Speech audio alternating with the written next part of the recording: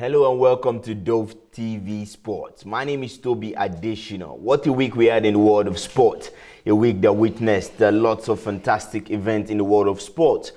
We had the likes of the Nigerian Golden Eaglets, the under-17, right there in Tanzania. They outscored the host in a 9-goal thriller. It ended 5-4 in favor of Nigeria's under-17 Golden Eaglets. They will be playing Angola on the 17th of this month. And then we also had the Super Eagles getting a fair draw. People will say that's an easy draw for the Super Eagles going into the Nations Cup right there in Egypt 2019 as well. We're also looking at Tiger Woods getting his 5th Masters title, and it makes it his 15th career title. Fantastic athlete at the ripe young age of 48. What a golfer, what a resurgence we're seeing from Tiger Woods, walking away with $2.1 million US. Also in Nigerian Professional Football League, Nigeria's Enugu Rangers made a triumphant victory when they got back-to-back away victories for the first time in this season. It has happened this season for the first time. Enugu Rangers getting back-to-back away victories in the Nigerian Professional Football League. Also, we had Lewis Hamilton winning his 75th career race in the Formula One. And then that race was actually the 1,000th race in the world of Formula One. In the history of F1, this was the 1,000th race. Also, don't forget, Liverpool is breathing down the neck of Manchester City. All this we have for you on Dovetvsport.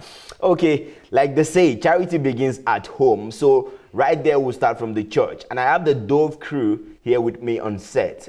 They are ready to give you, come on, Easter is around. They're ready to tell you everything, the projects, the programs, the church that is redeemed out for you in the world of sport.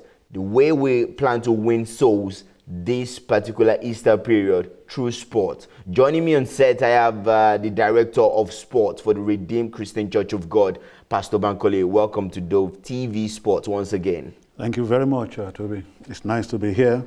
We want to thank God for the opportunity He's given unto us to be back here. It's going to be a very awesome time this week. Remember that we are celebrating this week, especially this weekend, the death and resurrection of our Lord and Savior, Jesus Christ. But you know, in the RCCG, we use this opportunity, this break, to ensure that we go fishing and we win souls for the Lord. So this week, this weekend in particular, that's what we are going to be doing here on the campground. We want to see how we can bring all children around the camp and outside. We're talking of from Owelo Buro to Shagamu and so on. They're coming, Shimawa. We're inviting them to come and just have fun using the platform of football to see how many of them the Lord will bring into the church. We are doing this because of what the General Overseer himself said some time ago, that we must take into consideration changes in the society and we must use modern methods to deal with modern situations. But at the same time, we hold very tenaciously to the Word of God. So this is one of the modern methods we are adopting to ensure that, yes, number one, we catch them young. Number two, we allow them to express themselves using the platform of football and other sports. And then number three, we bring in the core values of sports to see that by the grace of God, we lead them into a very, very successful tomorrow, having them as the next generation of sportsmen and women who will take over. You mentioned Tiger Woods and so on. You mentioned, yeah, fine. There's no reason why we should not begin to train some of our children in golf, now, okay, with the space we have around. So these are some of the things we want to do starting this weekend. And then, of course, our children are on holiday, so we are appealing to parents back home. Please let them come. Let them come and express themselves. it is said that all work and no play would make Jack or Jackie a dull boy or girl. Okay, so we are please appealing to parents back home. Bring them. We normally meet at Kapaksi in front of, right in front of Emmanuel Park. We were there this morning. A couple of them came. We'll be back there again this evening. And then tomorrow morning, we appeal to you parents, please let them come. They've been in school for quite a number of months now. This is holiday period. Now we'll be doing this in collaboration with the Redeemer Brazil Sports Academy. The coaches are there on ground, and we just want these children to come, have fun, express themselves as we begin to use the Brazilian methodologies to teach them how to play what we call jogo bonito, beautiful football. So we are appealing to you. And then at the same time, we want to appeal to corporate organizations. Please come and assist us. We need you to come and sponsor this program. Even Dovetvsport, you call it? Dovetvsport. Dovetvsport, Sports, fantastic brand. Please come and help us. We need you to come and partner with us. It's done all over the world, all over the world. Please come. And then for fathers in the Lord, pastors, and so on, mommies, please, we're inviting you. A lot of these boys come from surrounding villages around us, and they come here. You'll be surprised to see them. And we can assure you that for the next episode of Dovetvsport, you will see them live. Most of them don't have boots. They don't even have shoes. So we are inviting you to come and assist us. Come and adopt them. Adopt just one of them. Look, just 1,000 naira, 2,000 naira would do a lot, to go a long way. And you never can tell so many of them who would come into the knowledge of Jesus Christ through that. So please, we are inviting you. Parents, please come. Corporate organizations, please come. And we are sure that the Lord God Almighty will bless you as you do that. So Toby, these are some of the things we have in line. I kind of like the fact that they're adding value to the kids, and also they're leading them to Christ at a very ripe young age. Yes. Fantastic. But during the Easter period, we have just 4 days for Easter, I believe. Yeah. What are the projects? What are the games that are planned for these 4 days? Well, we are concentrating on football now. Okay. This is our own version of Let's Go Fishing that we are having. Okay. And it will be so fantastic if we have our parishes and provinces and even regions adopting sports as a platform for winning souls in Let's Go Fishing programs. Oh, there are so many testimonies we've had, okay, and experiences. Yeah, so we are concentrating on football now, Toby, because we have the coaches of the Redeemer Brazil Sports Academy on ground, okay? And that is why we are throwing it open. They're not going to pay a kobo. Let them come.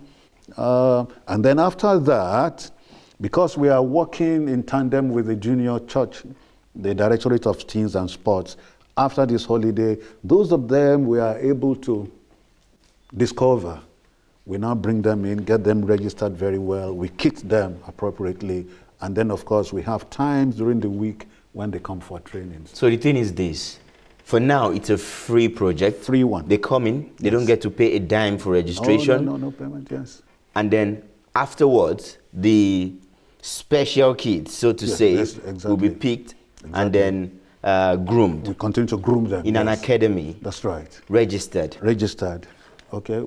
The headquarters of the academy is in Brazil, is in Belo Horizonte. So whoever wants to come, or if a parent, for instance, wants to bring his words for this particular event, where is the venue? The venue is just there, like I said earlier on.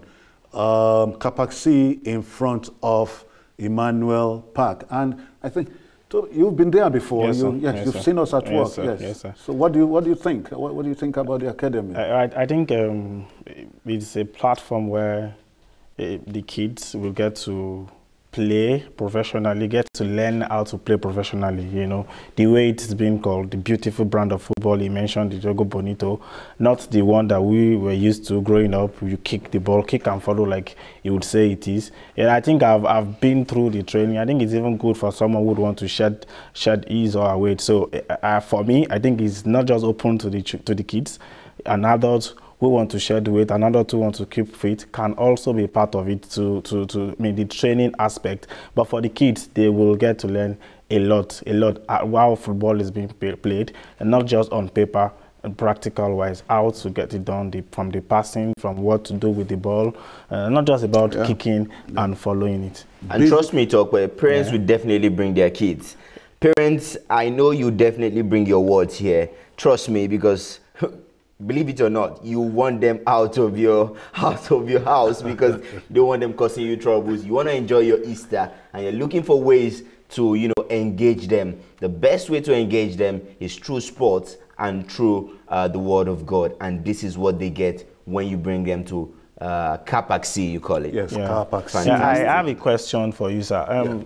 You talked about part of Pastor Alibe's quote on how we have to use the modern technique to win soul, and in doing that is where sport generally comes in. The question is, to every of these modern technique, there are disadvantages which we'll know.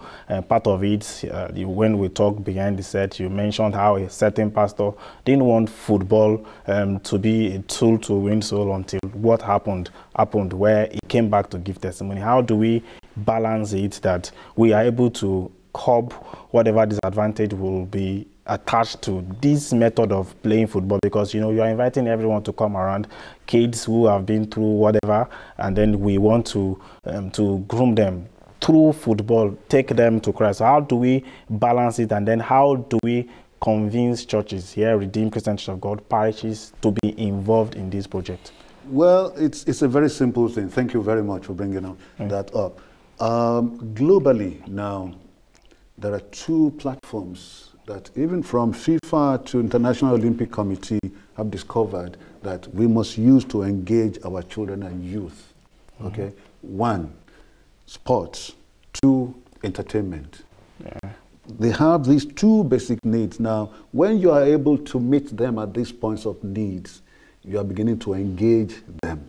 Okay? But then it doesn't stop there. What we do is that we have this philosophy that says, listen, no matter how good you are in sports, you must also be good in academics. So you must marry the two. Okay? But then in the middle is God Almighty.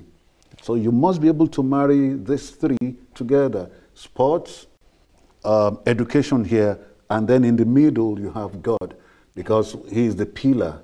Okay, so this is where and how we bring the core values of sports into the methodologies we use to teach them. For instance, fair play, okay, love, respect, forgiveness, tolerance, punctuality, and so on, hard work, mentoring, teamwork. We bring all these core values and then we begin to teach them.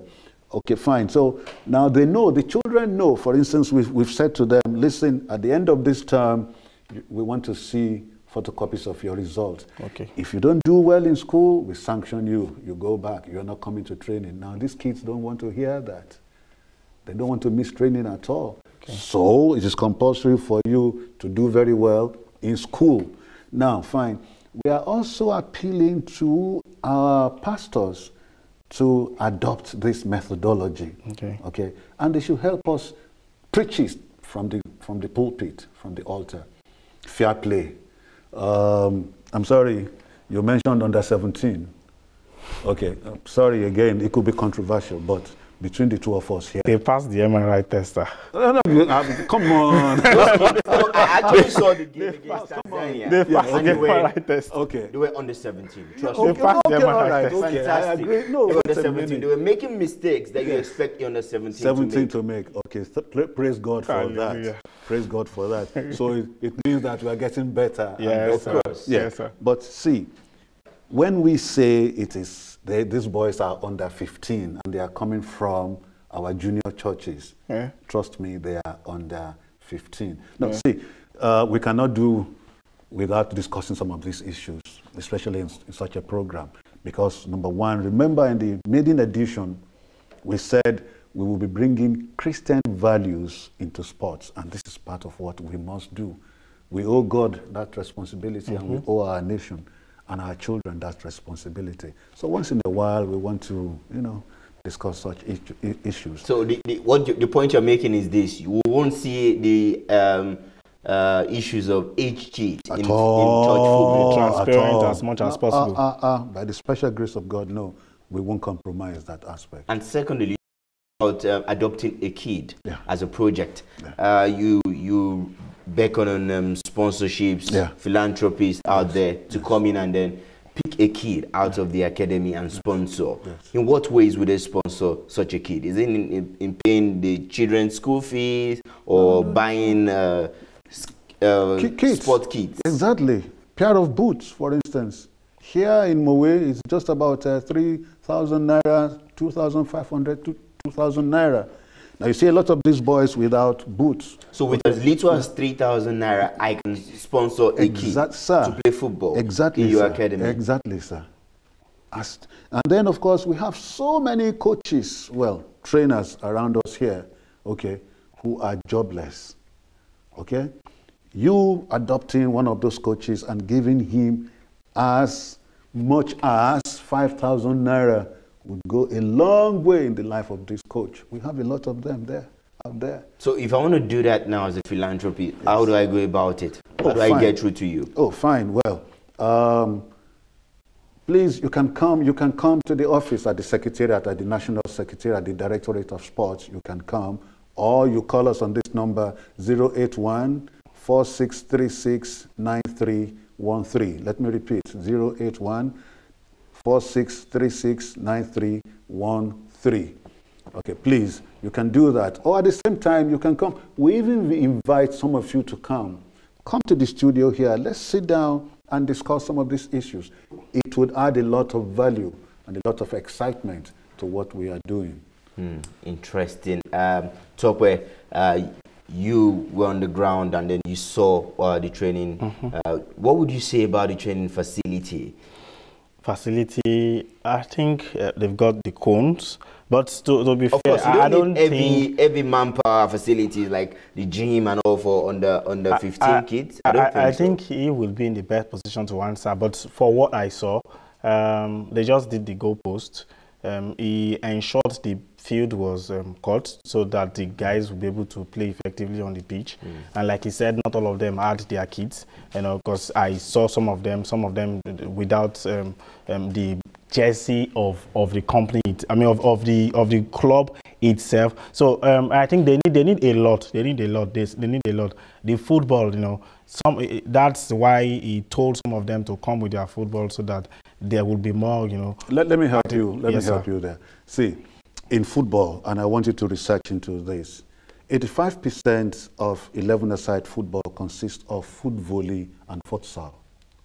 Now, we don't play these two in the country. We don't play futsal, we don't play foot volley, okay? Now, futsal is when you find yourself in those corners and you play the tip-tap, dribble, and so on. Foot volley is each time the ball is lofted up, and you have to receive it with any part of your body apart from your arms. Now, we are teaching the children. And this is the technique used in South America, okay? Now in Asia, and then, of course, in Europe. It is being adopted. Yes, okay. So these are the two platforms we are using here now. And the boys are excited. The boys and girls are excited. They love it. Because in futsal, for instance, you can dribble, you can shoot, and you score more goals, okay? And then, of course, foot volley is so exciting. It's so exciting. They enjoy it. So we use these two methodologies to teach them. Now, this is new in Nigeria. But again, we want to thank God for the Redeemer Brazil Sports Academy. Okay, these are some of the things. And then, like we are saying, parents, you come and see what we're doing. We have the balls. They are special balls. Okay, not the size 5 balls that you play in 11-a-side. They are smaller balls. They don't bounce like the size 5 balls you use in 11-a-side. Is it like the Jabulani that will calculate the amount of speed you hit a ball? I'm joking. Yeah, you're just joking. But I have a quote from the Open Heavens devotional that was on the 20th of October 2016. Yeah. Our Father in the Lord said this: "It is a pity that some Christians spiritualize..." No, don't let me take that one. Let me take the one that concerns sport. "Success comes as a result of generating new ideas. Thank you. Seeing things differently and mobilizing profitable ideas to get results. Now, the quote was from the 5th of October, 2014, in the Open Heaven devotional.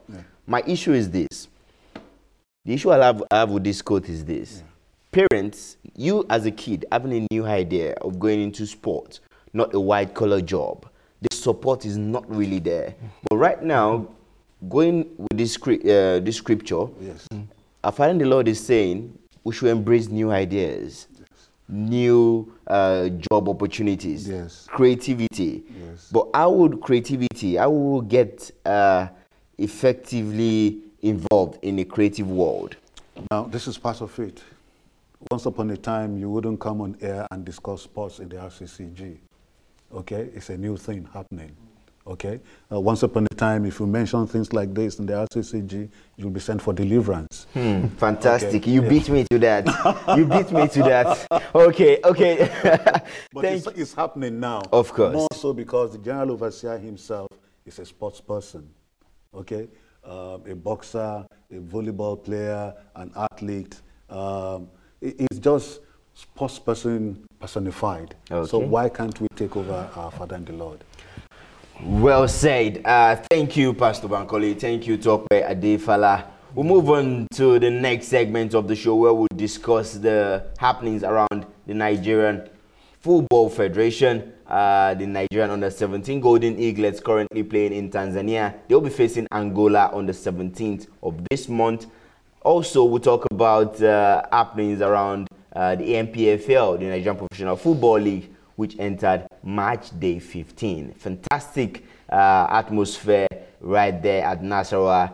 Fantastic atmosphere at Sunshine because Enugu Rangers got an away result. Back-to-back away result. Well, we'll come back from this quick break. Don't go nowhere.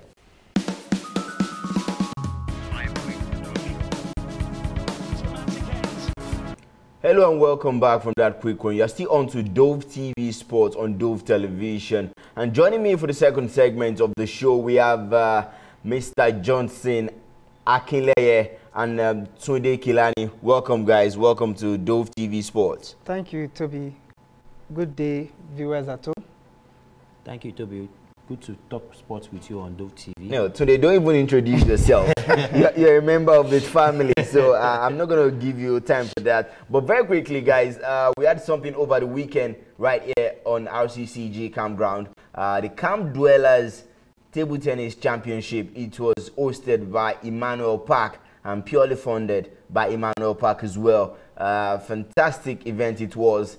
We saw medals being shared, and then also we saw cups being won by fantastic table tennis athletes. And then Mr. Johnson, how were you able to put up this kind of event with so much time? The time frame was short between the time you called me and then notified me for the event. How were you able to put things together? Thank you, Toby. Like you said, it was a table tennis competition organized for camp dwellers. Especially, we have people who usually come around to make use of the sports complex. And over time, you know, there's been this call that let's have something, you know, that we make, encourage people on camp to come around and participate and still bring out that sport vibes in them. And eventually, we decided to host the Camp Dwellers Table Tennis Championship. Thank God it was a success. We have a few number of people that participated in the competition, and for a start it was not a bad one, and we just hope that it keeps getting better with subsequent events that's going to be coming up. And going by the images you're seeing on your screen right now, you can see that a good number of camp dwellers participated in this particular table tennis championship. Tope, we saw the table tennis championship. What's the way to go? I mean, what's the way forward? I haven't seen the maiden edition. What are the things you think we might advise Mr. Johnson right here, being the sport officer of Emmanuel Park? What can they put in the next edition of this particular championship? Yeah, I think we are privy to them having the competition because of our position. I think the publicity wasn't that good. I'm not too sure too many people knew about the event.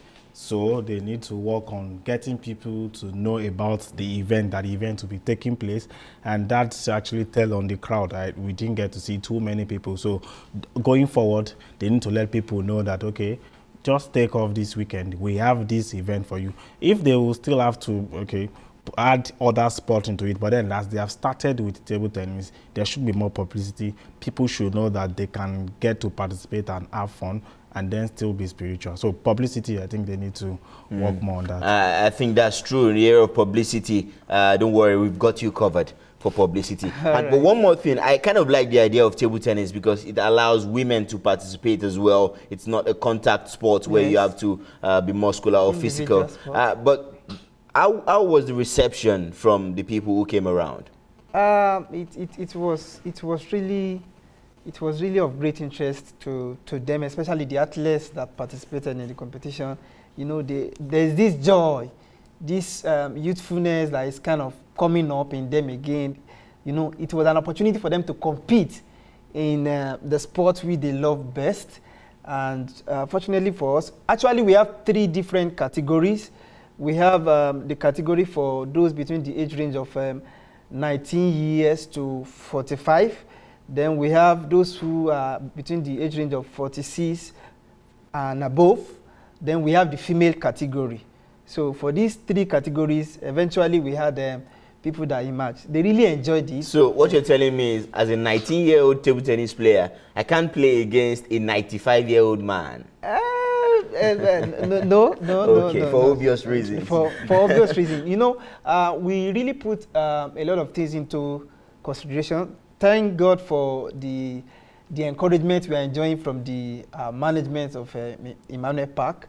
You know, it's a recreational, more of recreational than a professional setup, you understand? If it were to be more of the professional setup, then we have the normal age grading for the competition. I see. It was more of something to bring people together, let them exercise themselves and, you know, exercise the body. And just have fun. And have fun. Just to do something out of the usual. Out of the usual. I think that's fantastic. And in as much as it's recreational, it also helps to, you know, ease stress. Yes. You know, being indoor at times, you might feel bored. And then what better way to enjoy your day than to go out and enjoy table tennis events. Okay, and then we also had the ITTF African Youth Championship. That's the African Youth Table Tennis Championship. And then Nigerian athletes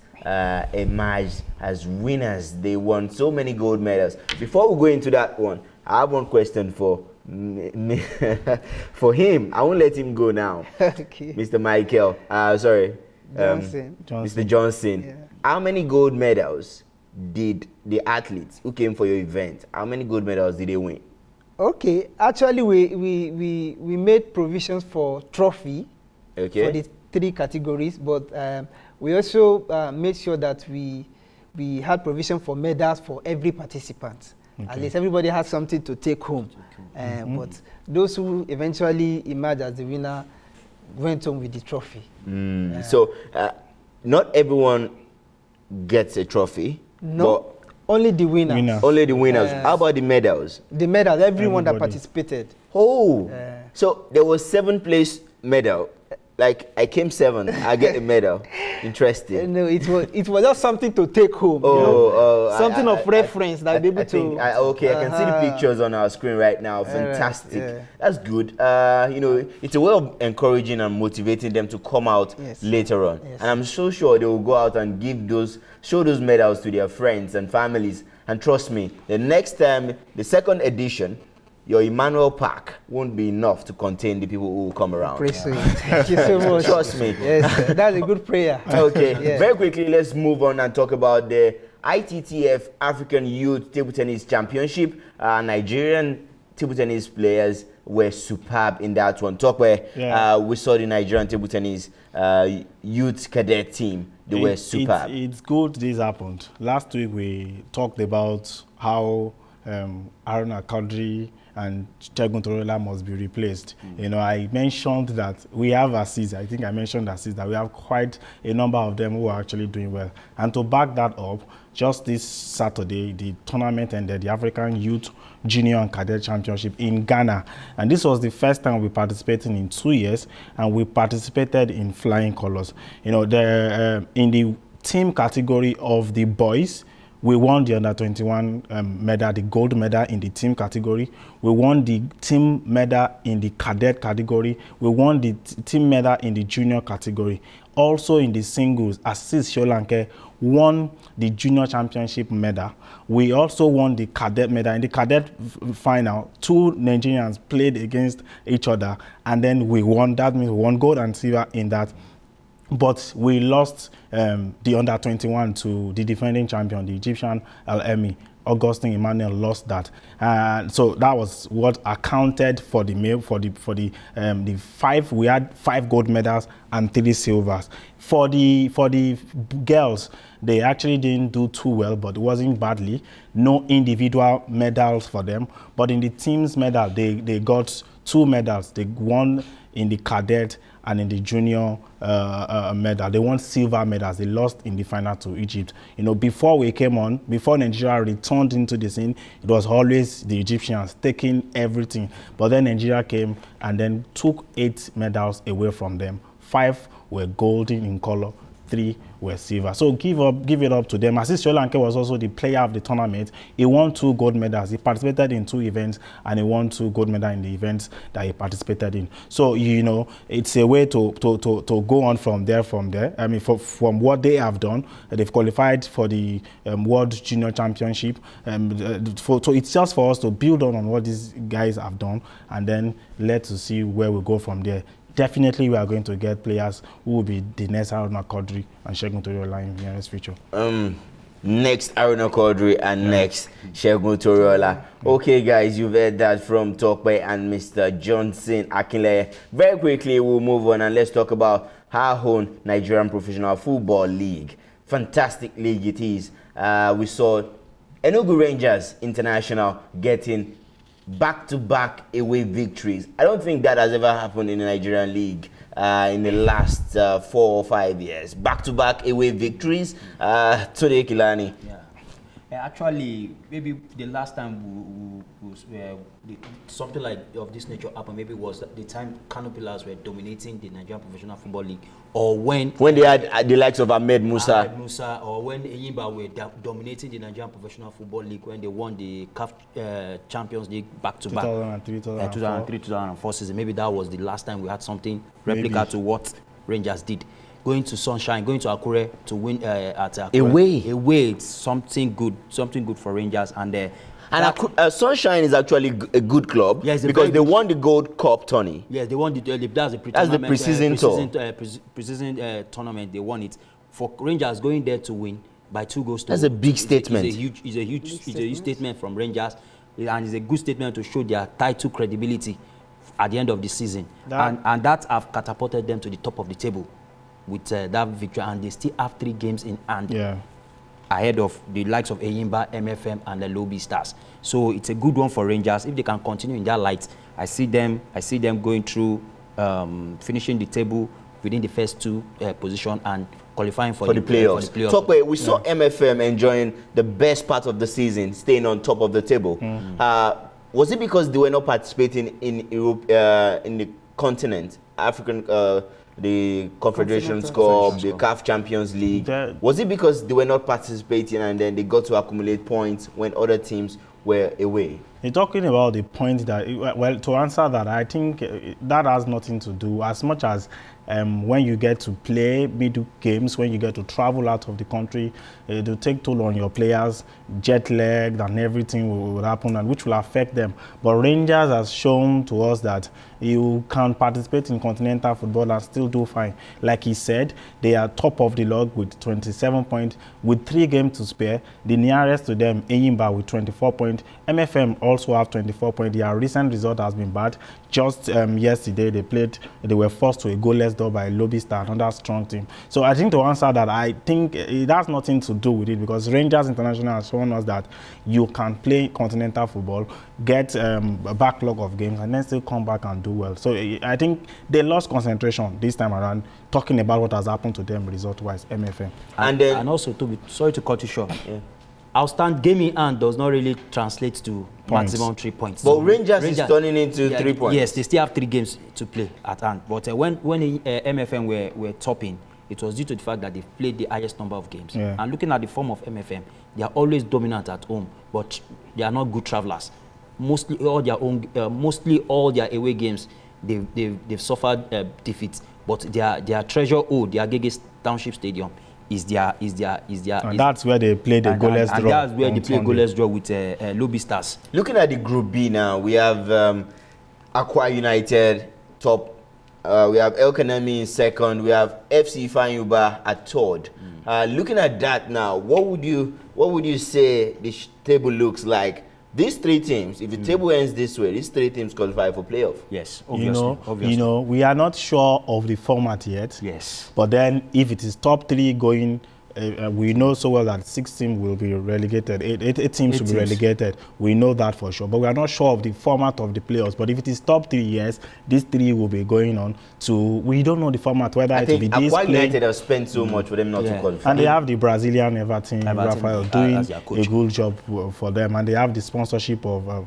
They have that sponsorship, which is also helping them. Okay. Talking about Aqua United, they started the season on a very bad note, losing at home against the Kanemi Warriors, and 2 couple of games they drew at home. But thanks to the 5-match ultimatum given to given to the coaching crew and the players, they were able to step up their game, and now they are topping the NPFL table at this stage, and kudos to them. They've done really well. What are you trying to say? They were match ultimatum should be given to Niger Tornadoes as well. They were giving. It was even given to them. Niger Tornadoes. There was a time they said they were going to slash their salary, but yet they had bottom log. They are second to the last league. So it's not as if the match ultimatum is working. In the case of Aqua United, it really work magic. I think the Nigerian league is gradually coming of age, because usually it's something that is unheard that you have away teams going to win at away ground to get the winning. But talking about Rangers and some of the results we've been having this season from the groups, you can discover that it's something that is really coming up.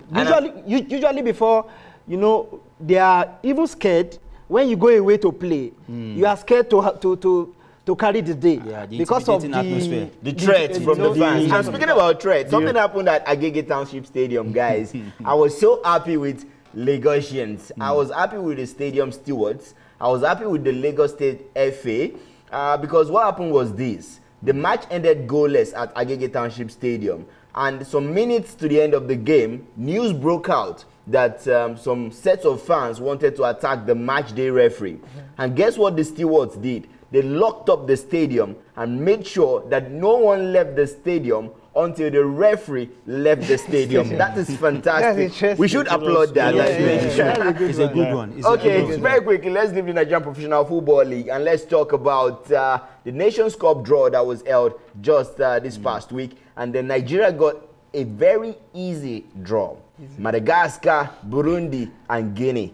That looks like very, very easy for the Super Eagles of Nigeria. Yes, very easy, but what we want, ex-internationals, former coaches, don't rule anybody out. You know, very easy. Burundi, you will only mention Saido Berahino, the former England guy who had turned to Burundi. So you say on paper we should get all the points so that we won't get the top team in Group A, but we should make it through. We should make it through, but then we have to guard against complacency. We have to make sure that we don't take each of the game lightly. Take it as a final, and I believe we'll. And speaking of the Nations Cup, there's one aspect that appealed to me: the money angle. Whoever wins the Nations Cup come 2019, Egypt in Egypt will go home with 4.5 million US dollars. That's an upgrade of 500,000 US dollars. Each player to get 1.something billion naira, 600,000 $600,000 for every country that participated. Yeah, that's huge. I think as much as you won't take away the monetary incentives, most of these guys are, for Nigeria and other top countries, are European-based guys who would make that money in a week, in a week, 2 weeks. But then money is never too much for you, for us. Money is not too much. You always want to I get like that. Considering the fact that NFF, they are always complaining of cash trap. With this 4.5 million, it will do a whole lot of work. Yes, in NFF. Yes, but if you consider it with what the winners of the European Championship is winning, you still say, Africa, we are still starting up. We are starting point. But we still expect more to be done by CAF. Ahmad promised a lot while campaigning for CAF presidency to ouster Issa Amodu that this is the apex of African football, and he has promised that he would do everything within his power to make sure that sponsors and marketing drive of this tournament gets to the apex. And with 4.5 million, at least, an improvement. Cool. It's an improvement. Considering the fact that Cameroon got 4 million from 2017. From 2017. Okay, very quickly, let's talk about the under-17 Nigerian Golden Eaglets performing wonders right there in Tanzania. They outscored the Tanzanian under-17 side 5-4 it ended. It was a 9-goal thriller in favor of Nigeria. Nigeria will get to play Angola on the 17th of this month. Tokwe, looking at that game, would you see it as wait? I know you're looking at it from the negative angle. You're looking at we conceded 4 goals. Yes, we conceded 4, but come on, we scored 5. You know, you wouldn't have to score the 4th and the 5th if, as at when it was 3-1. You did the needful. The defending was poor. The goalkeeping was something else. But you said during the show that shows they are 17. I mean, because they are actually 17. That was why they did all that. I think Manu Garba should talk to the guys. It was all riddled with schoolboy mistakes. And if not for the individual performances of the guys, Akikomi Amo and Ibrahim Jabbar that scored the winning goal, we would not be talking about this. Yes, they played against the Serengeti boys who are playing in front of their home crowd, in front of their people. But then, as at when you were 2 goals up, 3-1, if you had short things up, if you had done the needful, you wouldn't have to go through the process of 3-1, 3-2. Going 3-4, then 4-4, then before the goal. It's just the first game, you know, like they always say, the first game of every competition is always dicey, but then they should build on it. Hopefully, they will do better than what the other under-17 guys have done, the Golden Eaglets in the past. Today, from what we saw on the day, what's the thing you're looking for Manu Garba to tweak going into the second game against Angola? If we win that game, we'll qualify for the World Cup in Brazil. Yes. For me, I think, as Topper rightly said, I think defensively, it still needs to be some loopholes, still need to be blocked. But going forward, at this level, we've always produced exciting players at this level. There is no doubt about that. We have a series of players that have come through the ranks of under-17, and they've done fantastically well. This particular squad is not an exception. Going forward, brilliant. Akikomi Amowo, Jabbar, and the striker, Wisdom Ubani. That rocket free kick, it reminds me of the goal Rashidi Yekini scored at the Nigeria's first game in Tunisia '94 against Gabon. That power driver free kick, absolutely brilliant. Let's give it to them. But at this stage, it's always important, get your first game in the bag, get your first 3 points, then from there you take it up.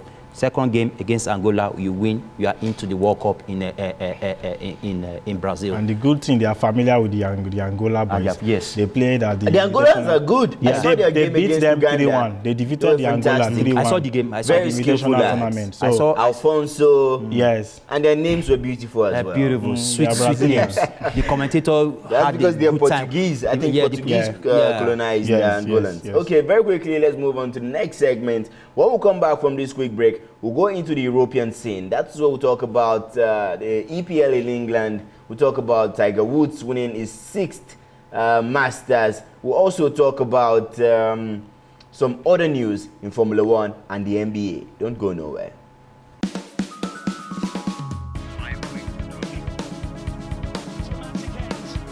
90 minutes, which is probably the best you can say about a game against Chelsea. But in these 10 minutes, if it were 10 minutes, I don't know exactly, they could have changed the game completely. There was 3 big posts and two saves from Ali, right? Yeah, that was a bit dangerous, of course. But then we controlled the game again, and yeah, and all good. It was a fantastic performance, an even better atmosphere, and a very, very important result, obviously. Liverpool is one of the best teams in Europe in this moment. They played very well for 90 minutes, but I think that we stayed in the match really very well today. We were a little bit unlucky for the second goal, for the timing, of course, because Salah is a talent. But I am really very happy with the performance, because we stayed in the match very well.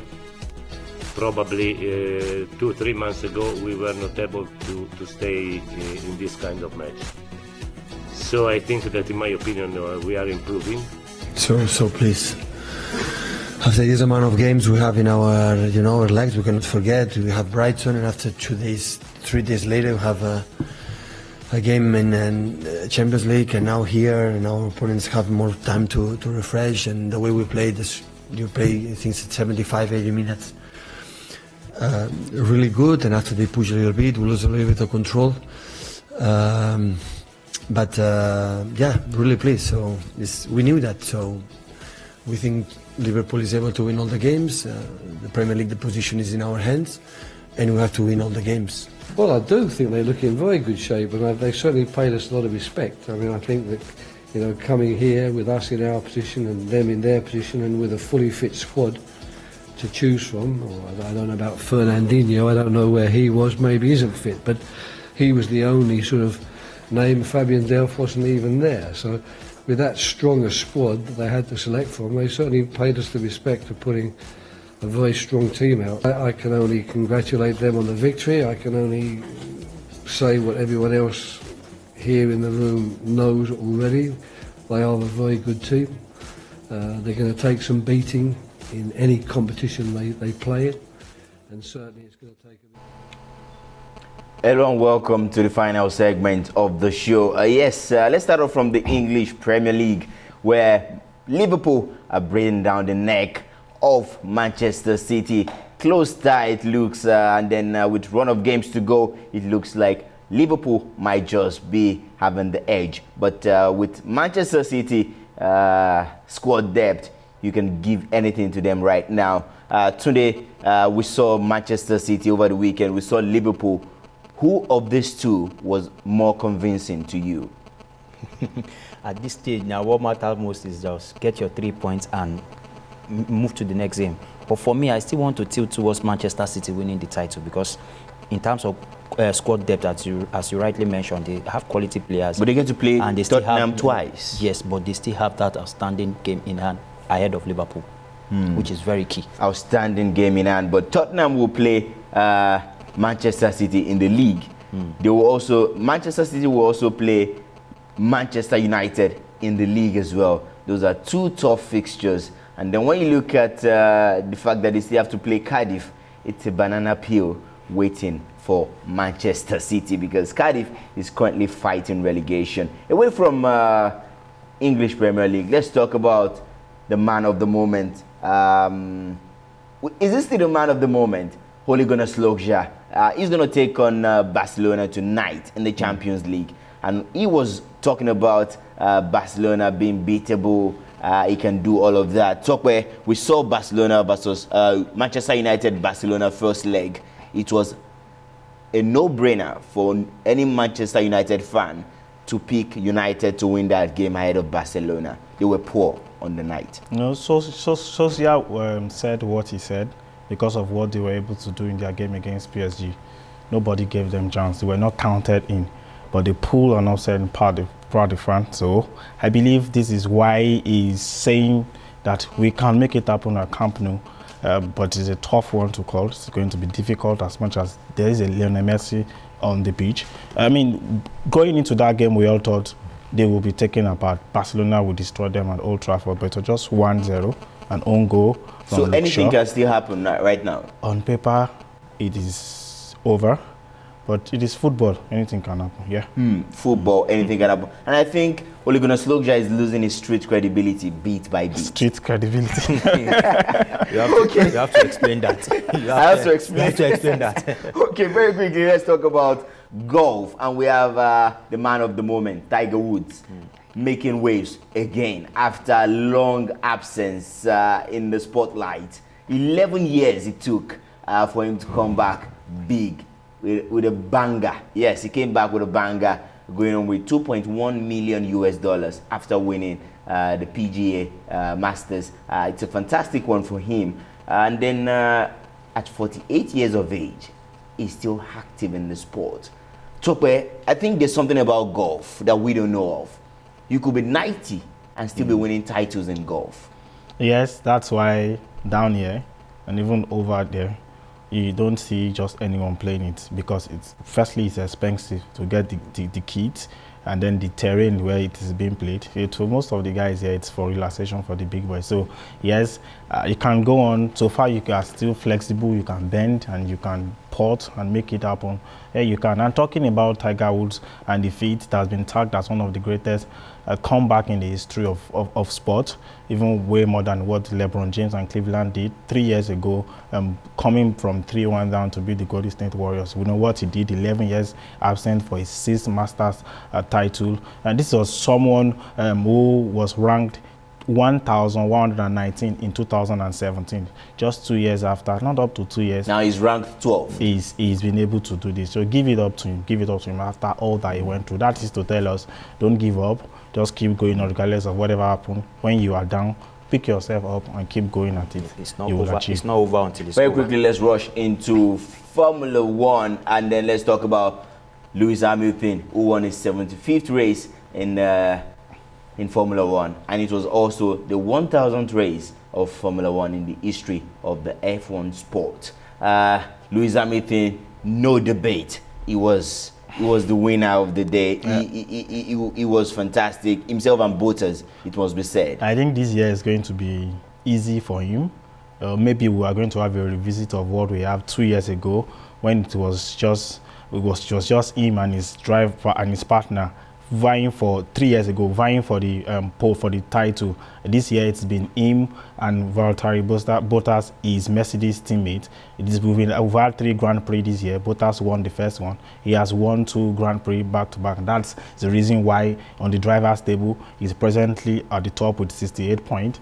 Bottas with 62, and in third, fourth, we have Max Verstappen with 39, and Sebastian Vettel, who pushed him to the limit last season, is just on the fourth with 37. That's a lot of gap. I mean, it's going to be between the 2 Mercedes drivers, and good one for him. Just like you said, his 75th career title. I think he will keep going on. And it means that Mercedes will also retain. They are also the drivers on top. on the construction table, they are leading with 130 points. Ferrari second with 73, and Red Bull with 78. So it's looking good for him, but then it's too early to call. But I think it's just going to go his way. Very quickly, before we leave the studios, let's talk about the NBA playoffs. Fantastic display by Boston Celtics. Top where we saw the NBA playoffs. Anything new from the NBA playoffs? Yes, just this morning, the Golden State Warriors, who are going for the 3-peat, who are trying to win back-to-back 3 championship titles.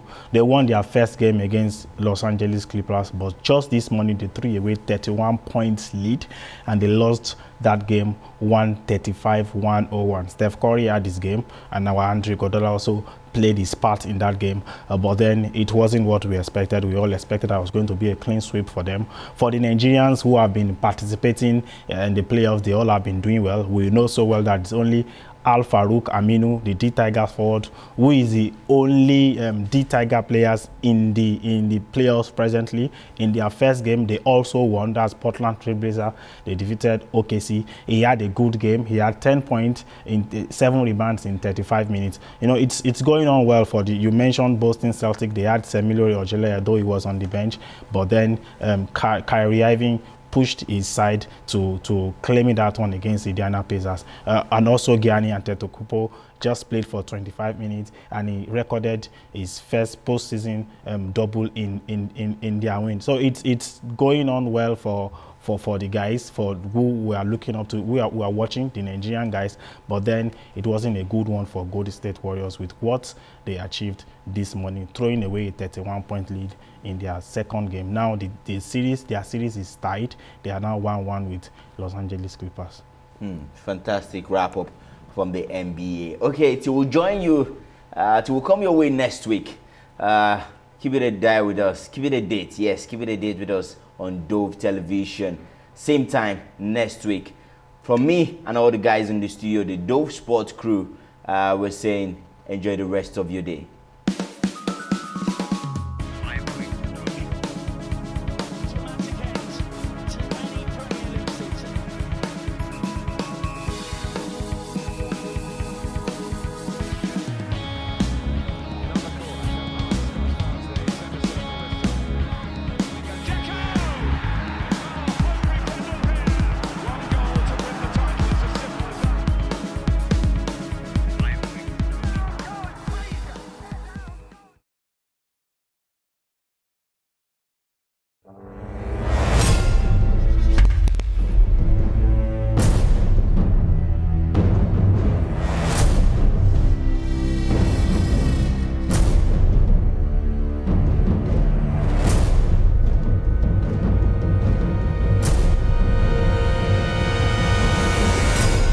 Television, divinely original.